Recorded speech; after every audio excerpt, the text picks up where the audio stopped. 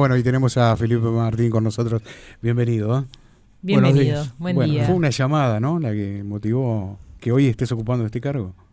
Bueno, sí, fue la llamada de la ministra y un ponernos de acuerdo. Totalmente.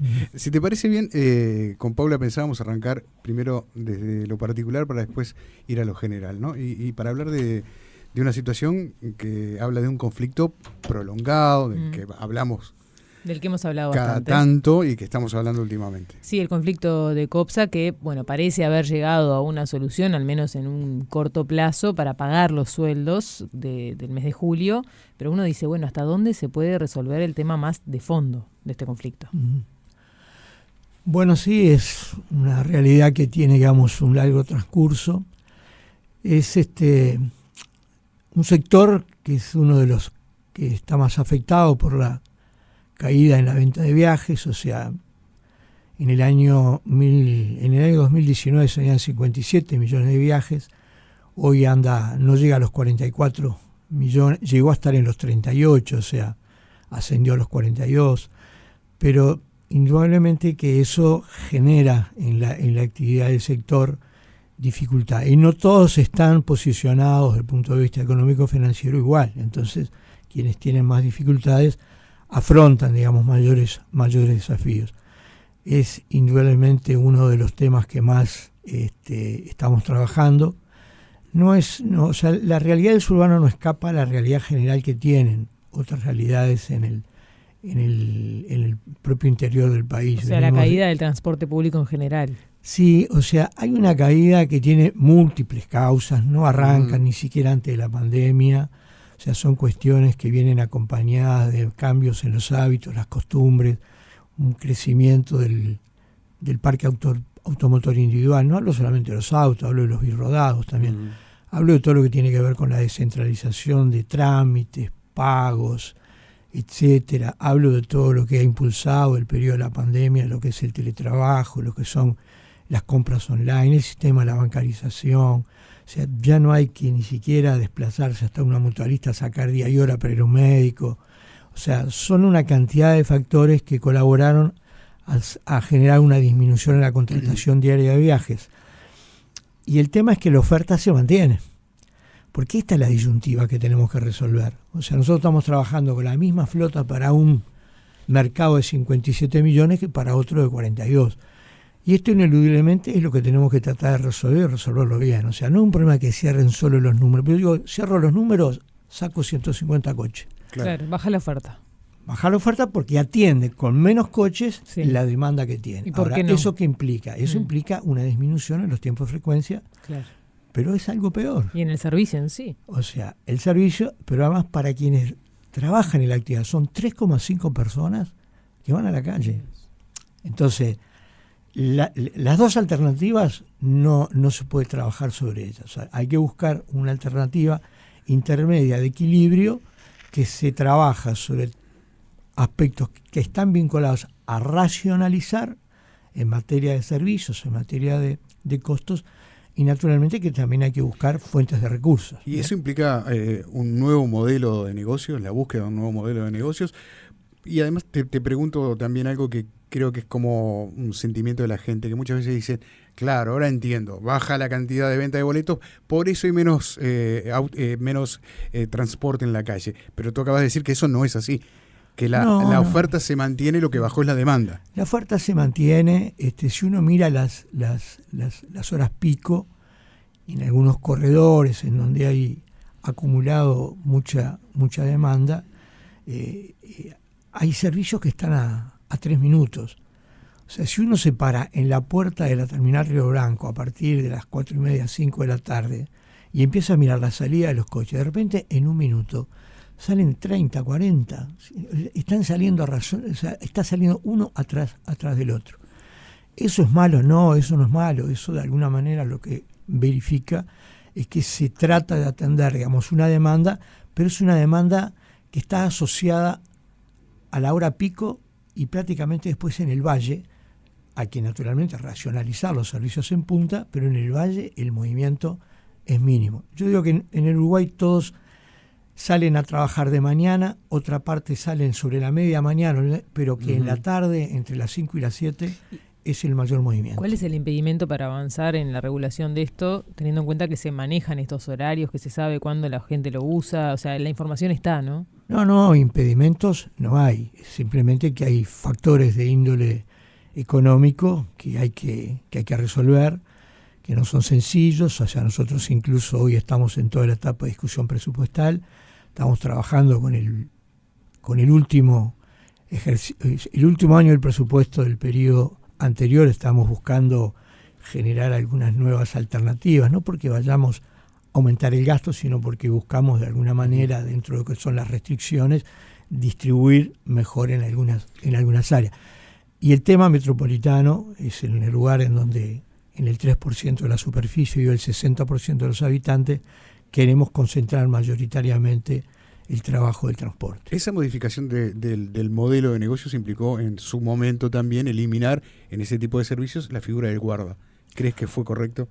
Bueno, en su momento se llegó a Uruguay no estuvo ajeno a la experiencia de otros lugares del mundo. O sea, si uno mira cómo vienen hoy equipadas las unidades vienen de asiento ergométrico, tienen máquinas a bordo, tienen sistemas en donde cualquier impedimento o dificultad que presente la unidad salta, digamos, una alarma dentro de los tableros. La marcha atrás se hace con sistemas de pantalla. O sea, se ha avanzado mucho en todo lo que tiene que ver con la parte tecnológica. Hay sistemas de accesibilidad, hay sistemas de aire acondicionado, de calefaccionamiento. Entonces, que hoy, o sea, el sistema en el radio de los 60 kilómetros esté totalmente integrado por un sistema conductor-cobrador, no es una mala idea. O sea, se ha contribuido, pero aparte la categoría ya existía, o sea, de las décadas del 80 la categoría conductor-cobrador existía en los laudos, simplemente que la pasaba a cumplir en su doble condición, pasaba a ganar un 30% más. Bueno, nunca se echó a ningún guarda, por lo menos en los sistemas en donde yo trabajé, tanto en Montevideo como acá. Lo que se hicieron fueron trabajos civilizados de ir tratando de que las vacantes no fueran llenándose y que en todo caso los requerimientos de personal se hicieran solamente a través de personas que tuvieran libreta para conducir. Y ahora en lo que está sobre la mesa, que es esto del exceso de oferta en algunos horarios, o que bueno, hay que rever lo que se está dando en definitiva porque no se está usando tanto. ¿Se puede ir hacia ahí? Y bueno, se puede ir porque de alguna forma lo que estamos buscando es cómo ese exceso o esa sobreoferta, llamémosle para no utilizar el adjetivo exceso, esa sobreoferta se pueda distribuir en kilómetros y unidades en las zonas que están menos atendidas, claro, o menos servidas. Y digamos por qué. Porque en general las frecuencias están establecidas hacia aquellos lugares donde hay más densidad demográfica, hay mayor cantidad de frecuencia. Y donde hay menor densidad demográfica, menor demanda, hay menos frecuencia. La frecuencia está más abierta. Pero a ver, las necesidades de quienes viven en uno u otro lado son las mismas. El que trabaja tiene la misma necesidad de llegar rápido y en hora a trabajar. Viva en una zona de muchos habitantes o viva en una menos de menos habitantes. Entonces, lo que buscamos es ver que se pueda hacer una racional y ordenada distribución para tener una oferta más equilibrada, más democrática, y naturalmente que eso va a obligar ahí sí a pensar de futuro, digo de futuro en el futuro cercano, porque este es un ejercicio que se va haciendo sobre la marcha, a que las reglas del negocio pasen a estar modificados. O sea, porque ¿qué pasa? Seguramente a los lugares en donde hay menos demanda, o sea, para cubrir la demanda, para cubrir el costo, hay que llevar una cantidad de personas, y a veces no se logra. Entonces, ¿qué hay que hacer? Y bueno, va a haber que buscar un sistema en donde lo que se reconozca sea el pago del servicio. O sea, que el costo kilómetro, tanto el que lleve 20 o 30 pasajeros como el que llegue 10, le cierre el número. Para que le cierre esa ecuación. Para que cierre la ecuación de costos. Ahora, Felipe, perdón, sí. Pepe, me quedé pensando que no ahondamos mucho en el conflicto en sí de COPSA, ¿no? ¿Cuál fue el problema que disparó este conflicto puntual, que en realidad nos suena a déjà vu, y ¿qué solución hay sobre la mesa? ¿Cómo se transitó toda la negociación? Bueno, a ver, yo más que hablar de actividades comerciales y empresas siempre hablo de lo que regulamos, que son servicios. En este caso hay un sector del suburbano que se vio afectado por esta realidad. O sea, este tema el desfasaje que se produce en el pago de los salarios, a lo largo del tiempo va generando naturalmente una suerte de dificultad y de desgaste. Entonces se planteó en determinado momento, o sea que si el mes de junio no se terminaba de abonar, se paralizaban las actividades. A ver, los contactos son permanentes, o sea, más allá de que no aparezcamos y tendamos a eludir muchas veces el meternos en el medio de hacer el raconto de estas situaciones, es simplemente para hacerlo en la forma más reservada posible, porque todas estas cosas tienen impacto, sobre todo en la parte comercial. Entonces, bueno, fuimos buscando las alternativas para poder encontrar recursos genuinos que aparte las empresas tienen, pero que simplemente los generan y después hay que aguardar los mecanismos burocráticos y reglamentarios porque los dineros públicos son intervenidos, o sea, no es cuestión de que yo agarro, echo mano y pago. O sea, están las imputaciones, están los cupos, están las reservas, se presentan las facturaciones. Bueno, cuando ya estábamos casi el 28, que fue cuando esto aconteció, lunes 28, adelantamos, digamos, a cuenta de una parte, digamos, esos recursos. Se consideró al momento de la tarde en que se recibieron que no eran suficientes porque quedaba todavía un porcentaje. Era el menor, pero bueno, porcentaje al fin. Se buscó algún otro mecanismo que permitiera adelantar una parte más de esos recursos. Y bueno, cuando fuimos al día jueves, los recursos estaban ya cancelados, o sea, se había terminado de pagar el salario y surgieron dos otros elementos que fueron el tema del presentismo, o sea, se pierde o sea, hay un reglamento que se llama presentismo que por las actividades que uno desarrolla a lo largo del mes tiene derecho a cobrar cuatro presentismos. Cuando se producen faltas, yo no me acuerdo ahora cómo bien está reglamentado, pero cuando hay faltas que no son justificadas y no entran dentro del presentismo, el presentismo, digamos, se descuenta. El presentismo es una parte importante del salario, casi un 30%. O sea, yo paro 3 días, me descuentan 6. O sea, es fuerte, digamos, el efecto. Ese era uno de los temas. Y el segundo, que se dejara un cronograma para cobrar los salarios de julio en agosto. Bueno, luego de algún intercambio se acordó, bueno, que sí, que el presentismo pudiera quedar como parte de la discusión permanente para buscar alguna forma de negociar con la empresa. Y bueno, y se buscó un cronograma. Bueno, el cronograma último que se presentó en ese momento fue, estoy hablando el miércoles, ¿no? Sí. Al 10, el 50% del salario, al 15, el 75%, y por algunas obligaciones extraordinarias que había DGI y BPS, culminar de pagar el 25% restante el 29%. Ahora, esa fragmentación en el salario habla de una, digamos, carencia, una indisponibilidad de recursos importante, ¿no? ¿Cómo se va a pagar el salario de agosto? O sea, ¿qué se puede decir de la mirada en el corto plazo? Bueno, al menos un problema de liquidez, claro, ¿no? A ver, lo que pasa es que hay, en el sector hay empresas que tienen más o menos endeudamiento. En este caso estamos hablando de deudas concursales que no pueden ser pasadas por alto porque eso, digamos, puede cambiar la vida, digamos, la vida del funcionamiento de una empresa. O sea, esta es una de las que tiene la ley de más concursos establece que cuando alguien pasa o pide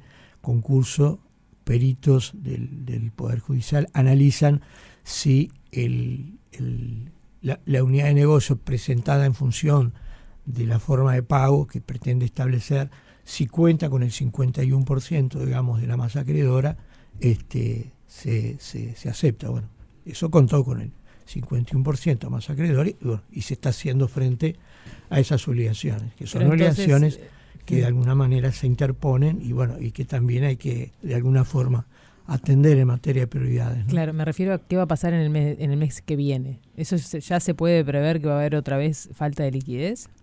Bueno, el mes que viene se va a trabajar sobre esta fórmula y después sobre el final de agosto hay una comisión de seguimiento que seguramente analizará el próximo mes. Y de mientras vamos trabajando. O sea, esas cosas se siguen haciendo para tratar de evitar. La fórmula se podría repetir. Bueno, sí, la fórmula de tres entregas. Tres entregas. Quizá empieza en 3, en algún momento puede ser menos.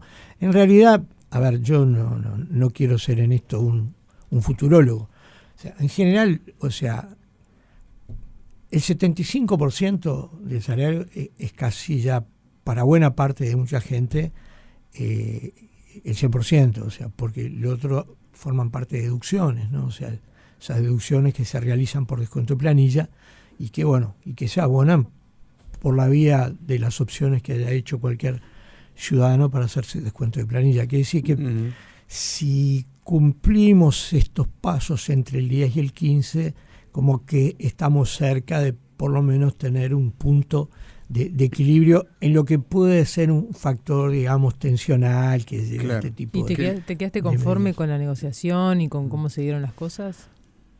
Bueno, en realidad en las negociaciones uno siempre pone lo mejor, todos ponemos lo mejor, en este caso el regulador es quien más quizás responsabilidad tiene en esto, porque es el que regula, es el que va y trata siempre de encontrar los mecanismos que permiten el acercamiento, naturalmente buscando alguna fuente de recursos genuinos que sean las que permitan salir de este tipo de situaciones. No solamente lo estamos haciendo solo con las políticas públicas que tiene el Ministerio, también estamos promoviendo desde que entramos un fideicomiso que vendría a ser el tercero que se hace ya, digamos, el sector suburbano.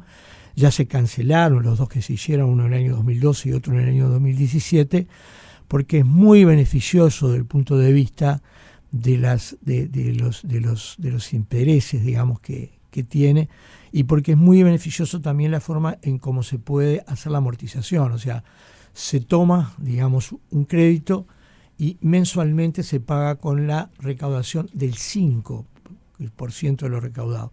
Quiere decir que cuando la caja recauda, el 5% es mayor, se paga más rápido, y cuando hay alguna disminución en la recaudación, no afecta, digamos, el capital de giro, porque baja también la cuota de interés. No es una cuota de interés fijo, ¿no? Claro. O sea, esto realmente es beneficioso, tanto porque los intereses son mucho más bajos que cualquier crédito que aparezca en plaza, y además porque son montos importantes que en este caso están dirigidos, digamos, a renovación de flota y ajustar el cambio de las máquinas, porque va a entrar seguramente en funcionamiento este año lo que se llama el STM 3.0, que es una versión más avanzada, más inteligente del sistema de validación de los viajes a bordo, que permite, además de las transacciones, generar arriba del ómnibus muchas cosas que hoy se hacen abajo del ómnibus, como por ejemplo recargar las tarjetas. Claro.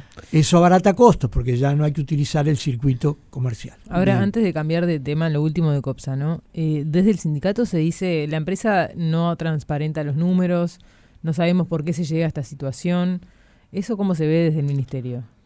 Bueno, en realidad los números están, o sea, las empresas tienen la obligación de presentar sus balances auditados, o sea, incluso para operar a nivel de los bancos necesitan tener balances y balances auditados, o sea, la empresa trabaja, digamos, en el sector financiero, o sea, los préstamos aguinaldos que toman todas las empresas se toman por lo general, digamos, en junio y en diciembre, y eso se hace con la presentación de está toda claro, la no falta transparencia en este caso. No, de ninguna manera. O sea, esa información está, y esa información está porque además quien de alguna forma pasa por esta situación, de esta figura a la que me refería, está, digamos, también a nivel del Poder Judicial, ¿no? Estamos dialogando con el director nacional de transporte, Felipe Martín. A lo largo de estos minutos que llevamos escuchándote, Felipe, has repetido varias veces la palabra regulador o el rol regulador, en este caso en materia de transporte y servicio de pasajeros por parte del Ministerio de Transporte.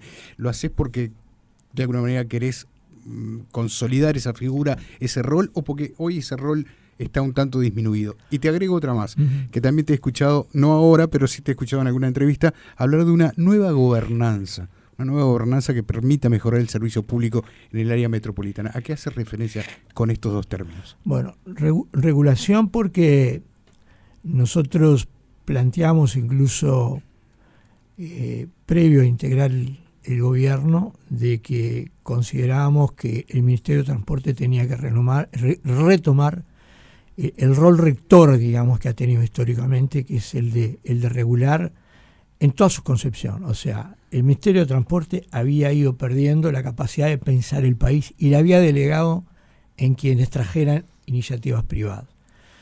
No está mal, pero el pensamiento estratégico y la decisión final de dónde se ponen las inversiones lo tiene que hacer el Ministerio, lo tiene que hacer el Estado. Eso es lo que nosotros llamamos retomar el rol regulador. En el caso del transporte también, o sea, no alcanza con la gestión, o sea, hay que asumir, digamos, este rol regulador, que a veces es incómodo, es molesto, hay que pasar por estas situaciones, pero hay que asumirlas y hay que tejer las soluciones. No hay otra alternativa. Acá ninguno nos podemos hacerse distraído. No, distraído no. O sea, acá estamos en la palestra y acá tenemos que llevar esta situación por un derrotero, llamémosle, favorable al sistema, favorable al usuario y favorable al servicio. Se entiende. ¿Y lo de la nueva gobernanza? Y la nueva gobernanza nos estamos refiriendo de que en estos trabajos a nivel de transporte metropolitano, nosotros hicimos una incipiente experiencia en el año 2005 cuando se creó Agenda Metropolitana, que fue un acuerdo firmado entre los intendentes del área metropolitana para trabajar en aquellas áreas que implicaran políticas comunes y estudios comunes, evitando, digamos, establecer duplicación de esfuerzos y de gastos. Por ejemplo, en las políticas de los residuos finales de residuos, en las políticas para la recuperación del cauce de los arroyos, en las políticas de salud, en las políticas referidas al suministro del agua potable, en las políticas del transporte. Y se creó una pequeña comisión en aquellos momentos que funcionó en la órbita de Presidencia de la República, que empezó a tejer sus primeras iniciativas de trabajo hacia una integración de los servicios. Empezamos trabajando, digamos, con el fideicomiso del boleto y pusimos el tema de la gratuidad de los estudiantes primero en el área metropolitana, la necesidad de equipar a bordo con máquinas porque era la única forma de poder acercar una integración de los servicios entre los 4 subsistemas.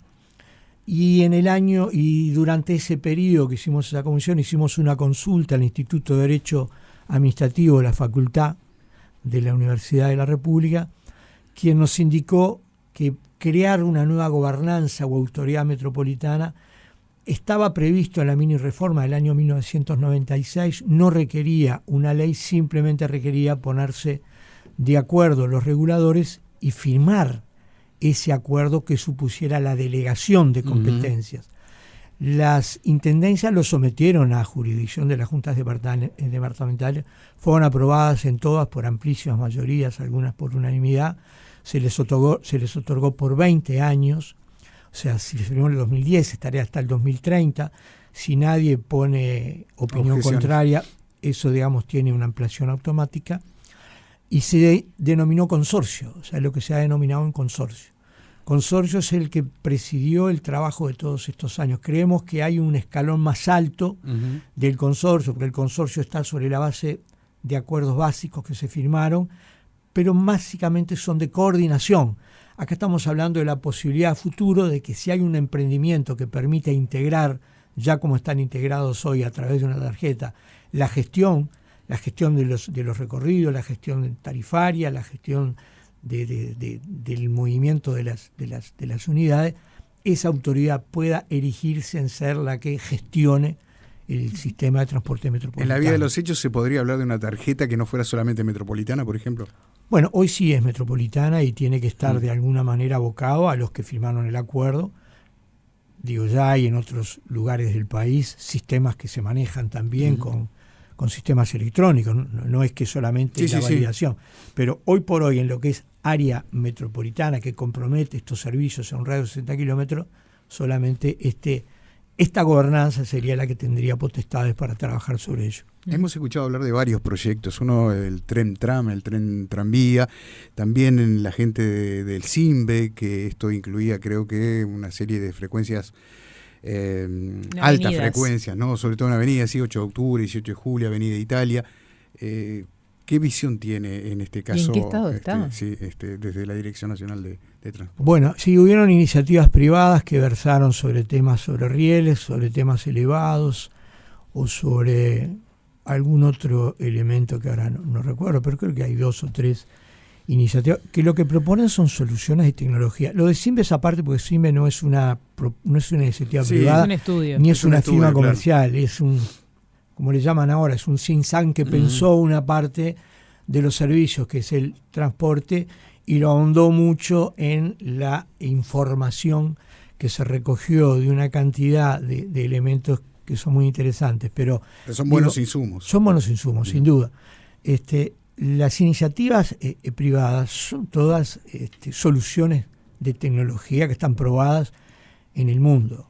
Son a tener en cuenta si en el futuro se quisiera llevar adelante alguna iniciativa de este tipo. Lo que nosotros estamos haciendo es diferente. Nosotros estamos relevando toda la información. Estamos sacando la fotografía prepandemia, la pospandemia, ahora, digamos, con la información desagregada del censo. Y eso llevándolo adelante con distintos términos de referencia, que ya por un programa de cooperación internacional estamos haciendo, para ver de la información que da el STM, que es información valiosísima, porque nosotros podemos sacar del STM por ventana horaria, podemos sacar por corredor, podemos sacar por empresa, podemos sacar por línea, y eso nos da la información fiel, o sea, de este mes pasado, por ejemplo, o si queremos tomar un semestre, porque el comportamiento del transporte varía según las estaciones, o sea, una cosa es cuando el primer semestre que agarra algunos feriados que son muy fuertes, que no los agarra el segundo semestre, por ejemplo, el comienzo del año, tenemos el carnaval, tenemos el turismo, el comienzo de las clases, hay un determinado comportamiento y después tenemos que ver el segundo semestre para sacar el año móvil, ¿no? Bueno, esa información está. Y esa información es toda la que se está cruzando para decir, bueno, yo acá, si racionalizo en este corredor, yo cubro esta otra parte de la malla que está insuficientemente atendida. Y ese es el trabajo que hoy se está haciendo de a poco. Estamos en 5 términos de referencia, están haciendo simulaciones de transporte. ¿Pero en qué están los proyectos privados? Los proyectos privados están ahí. No están avanzando. No. Están archivados. No, están ahí presentados, pero la iniciativa privada no necesariamente cuenta con la obligación de que alguien tenga que hacer cargo de llevar adelante. En el gobierno pasado, el ministro de Transporte, José Luis Falero, en su momento dio para adelante al proyecto del tren. Bueno, pero yo les podría traer acá íntegramente el expediente, y en el expediente no hay un solo avance. Yo le diría la verdad, solamente se le dio el carácter de iniciativa privada con el informe de un abogado. No hay un solo estudio técnico, no hay una sola consulta a quienes de alguna manera participan en una actividad en común, porque digo, nosotros que estamos llevando adelante esta iniciativa, hubimos de tener que esperar los tiempos, porque el gobierno nacional ingresa al gobierno en una etapa y los municipales en otra, porque esta es una empresa compartida. O sea, acá estamos hablando del área metropolitana, en donde participa Montevideo, participa San José, participa Canelones y participa el Ministerio. Sin adjudicar intenciones, pero ¿cuál fue la idea entonces? Tirar sobre la mesa una serie de anuncios de impacto, pero que después en la realidad todavía no tienen andamiaje. Bueno, era simplemente en algún momento sacar la resolución de que la empresa privada lleva adelante los trabajos, pero estudios de ingeniería que además son escasos, digamos, en el expediente. Algunos se presumen de lo que habría que hacer. Lo único que se presenta en ese caso particular, que fue el más conocido a través de la prensa, es que los tiempos entre que empieza el viaje y termina el viaje generan un ahorro de tiempo que la verdad que para la inversión es muy bajo. El tren tram iba a unir Montevideo con Canelones, y en su momento cuando quedó un poco, primero se anunció como con bombos y platillos, después quedó un poco trunco, y Falero salió a decir, siendo todavía ministro, que había trancas de las intendencias involucradas. Bueno, yo no participé ni tengo yo tengo que ajustarme. Siempre me dijeron en la administración pública que lo que no está en el expediente no existe. Por lo tanto, yo me tengo que simplemente abocar a lo que dice el expediente y no hay ninguna adenda ni no hay ninguna acta, digamos, por fuera que suponga de que hubieron contactos o intercambios. No los pongo en duda, pero lo que no se logró efectivamente es avanzar seguramente en un acuerdo. ¿Y desde el Ministerio ahora hay interés en ese proyecto? No, nosotros estamos trabajando en este otro proyecto y no estamos todavía estableciendo ni pronunciándonos cuál va a ser la modalidad en el que se va a prestar. Indudablemente va a estar sobre la mesa todas las alternativas, pero también tenemos que estudiar la escala que tiene el Uruguay en materia de recursos para ver cuál es la que sea más accesible y que permita por lo menos tener, digamos, un costo-beneficio que valga la pena invertir. ¿Y sería en todo caso, o estaríamos hablando de un escenario, de una modalidad justamente multimodal? Bueno, multimodal ya lo es porque se utilizan varios servicios, o sea, pero la multimodalidad que nosotros conocemos es cuando se cambia de un sistema a otro. Claro. Acá estamos cambiando a subsistema, o sea, yo me puedo tomar un suburbano, bajarme en la Costa de Oro y en Márquez Castro tomarme otro, digamos, en dirección al norte. Hoy eso ya acontece. Sí, pero yo me refería 101, a la multimodalidad de tomarme un tren donde en un vagón puedo ir con mi bicicleta, me bajo y sigo el trayecto. Bueno, eso para el caso de que haya un tren. Efectivamente. O sea, si no hay un tren y veremos cuál es la capacidad de las unidades, digamos, que se definen utilizar para este tipo de traslados, si amerita o no amerita, digamos, que lleve la bicicleta. Las vías están. Hoy no hay un tren de pasajeros, pero las vías están. No, las vías están, efectivamente, pero la única vía que se podría estar en estos momentos pensando en la alternativa sería el ramal Ruta 5. Hoy por hoy es el único. O sea, el otro prácticamente está invalidado, habría que hacer una importante inversión para su recuperación. El único ramal. Lo que sí se firmó con la CAF ahora este último mes es un estudio de cooperación que va a versar en trabajar un plan maestro para lo que sea, digamos, la recuperación del ferrocarril a nivel nacional y que, entre otras cosas, pueda también incorporar la modalidad del tren de pasajeros. ¿Cómo están las rutas de nuestro país? ¿Cuánto cuesta trabajar en una ruta? Hace poco una persona vinculada, muy vinculada a temas del Estado, decía, bueno, es muy fácil fabricar, crear, producir rutas nacionales, carreteras, el tema es quién lo paga. Si yo lo hago, pero si lo tiro al gobierno que viene, ahí tenemos un problema. Sí, a ver, son costosas. Yo no trabajo en eso, simplemente registro lo que escucho. Pero se habla en el orden del millón de dólares el kilómetro.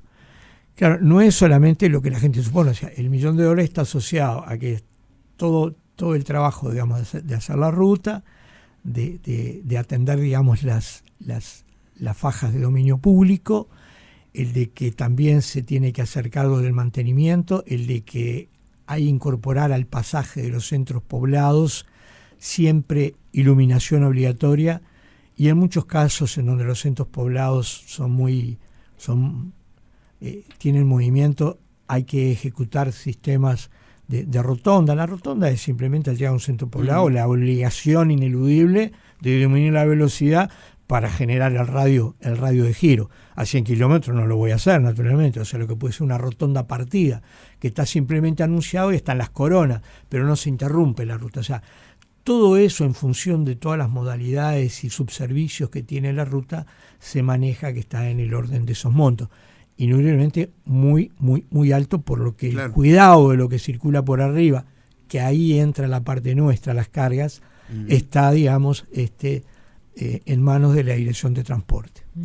Felipe, como para ir cerrando, yo quiero apelar a tu experiencia de varios periodos como director de transporte y también en la Dirección de Transporte de la Intendencia de Montevideo. Un poco apelando a esa experiencia, quiero que me contestes por qué está esta visión, esta percepción de tantos uruguayos de que el transporte público funciona mal. Bueno, el transporte es muy dinámico, o sea, el transporte se tiene que ir adecuando y cada vez tiene que servir mejor de acuerdo a la nueva realidad urbana que va presentando el Uruguay. Los que me conocen saben que desde acá, y no por un problema de la responsabilidad, me ha tocado participar de los cambios en el transporte de hace por lo menos 40 años para atrás.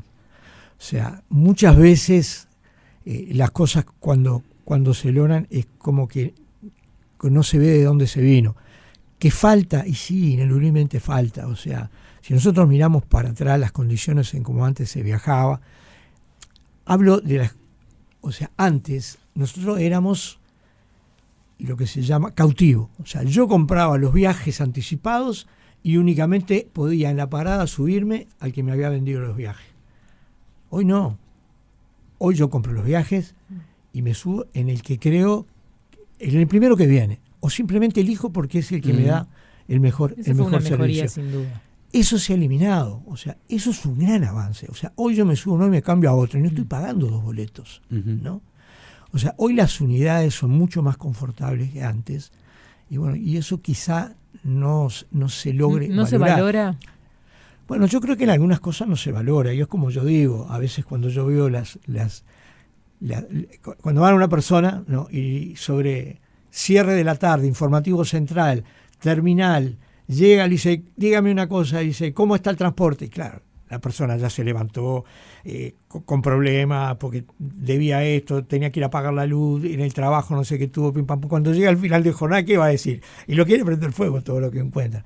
Pero digo, independientemente de esa metáfora, yo creo que efectivamente le asiste razón a la gente todavía en que hasta que no se logre establecer una disminución en los tiempos de viaje, o sea, porque hoy la gente, incluso cuando uno le pregunta, el primer problema no es el precio. El problema es claro, o sea, es la confiabilidad, son los tiempos. O sea, fíjense que para hacer 30 kilómetros en pico hay que hacer entre 1 hora 40 y 1 hora 50. Entonces, hoy una de las cosas que a la gente le está faltando en la vida moderna es tiempo. Eso justifica, muchas veces yo comento y digo, cuando yo era niño me acuerdo que me mandaban a hacer bandado y yo iba a la lechería, a la verdulería, a la carnicería, a la panadería, al almacén. Hoy todo eso se resuelve en un solo lugar. ¿Por qué? Porque yo tengo que ir a un lugar y tengo que resolver todo a la vez. Todo. Y hasta comprar cuestiones que de repente no tienen que ver con alimentos. Claro. Elementos de ferretería también compro, elementos de limpieza, compro hasta ropa. Sí, todo en un lugar. Se compra todo en el mismo lugar, tiempo. Se junta todo y se vuelve. Porque hay que preparar el día que viene, ¿no? Y se llega en general de los trabajos, algunos pueden llegar a las 6, otros llegan a las 7, otros llegan a las 6, y otros llegan más tarde. Entonces, el tiempo es vital. Hablando de tiempo, Felipe, gracias por este tiempo. No, gracias a ustedes. Muchas gracias, Felipe.